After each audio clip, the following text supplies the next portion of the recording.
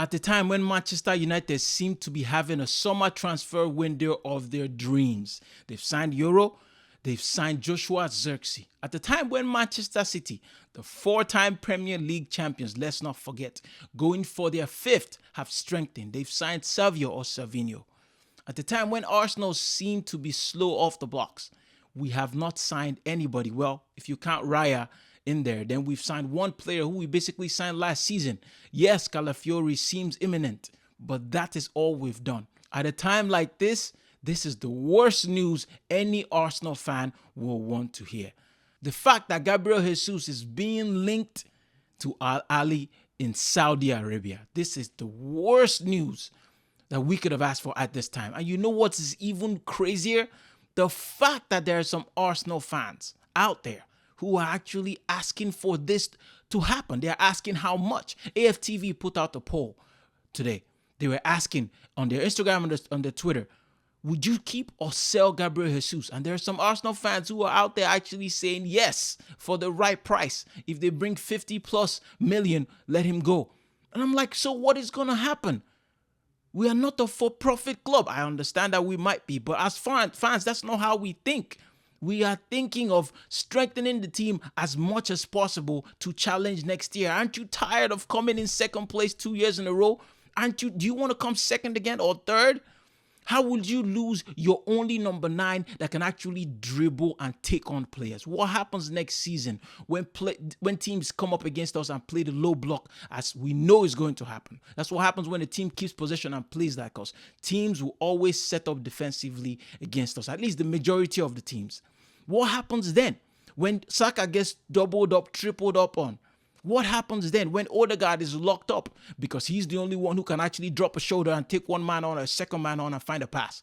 What happens when Havertz is just blocked off because he needs space to work? What happens when Eddie Nketiah is all we have and we know he also needs space to run in behind? What happens when no team gives us that space?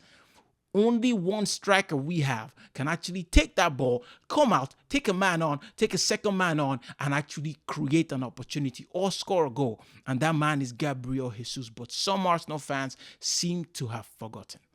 Before the World Cup, when he got that injury, he was number 1 in terms of touches in the box, in the opposition box. Number 1 in terms of opportunities created against the team. Number 1 in shots or goal from the opposition box. Gabriel Jesus. In the entire league, not just at the club. We seem to forget so fast. And I don't know if this is an Arsenal problem or a football fan issue. That you seem to have this recency bias when the man who's doing the business at the last time you play a game is who you remember, it's who you want to hold on to, or you want something new. I understand that Havertz had an incredible year this year, from January up until the season ended. I am not saying it's in no way, shape, or form saying that Havertz is not good enough. I am saying that he is not enough. That is the truth. Look at Manchester City. They have Havertz. They have Haaland. They also have Julian Alvarez who can come in and do a job. Who do we have? Havertz and Nketiah? What does that do for? That does not put fear in any defense. None whatsoever. Liverpool, Darwin Núñez, they have Jota as well. Manchester United now have Joshua Zirkzee. They also have Højlund. What are we doing? What are we doing as Arsenal fans? I am so disappointed with those social media comments that I've read today. You want to let go of Jesus, who is the second most creative player when it comes to dribbling and creating opportunities, in my opinion, at the club, only behind Odegaard, and we want to let him go.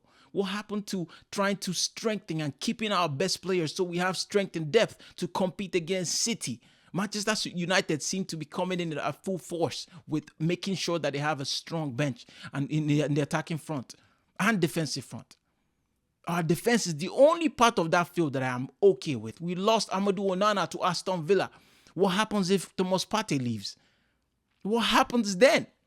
We're super short in midfield and in attack. We already need a replacement for Saka when he's unfit, or just to freshen the gameplay up, or to give the defense a different type of worry. You saw how when they double up, triple up on him, he becomes less effective, just like any other player would. What happens when Martinelli is also not in form and Trossard is the only one there and we can't really create too much? We need backup. We still don't have a backup for Odegaard, seeing as Emil Smith-Rowe seems like he's going to be leaving to Fulham, which is also a very sad situation for us. So we need to hold on to what we have, especially the best.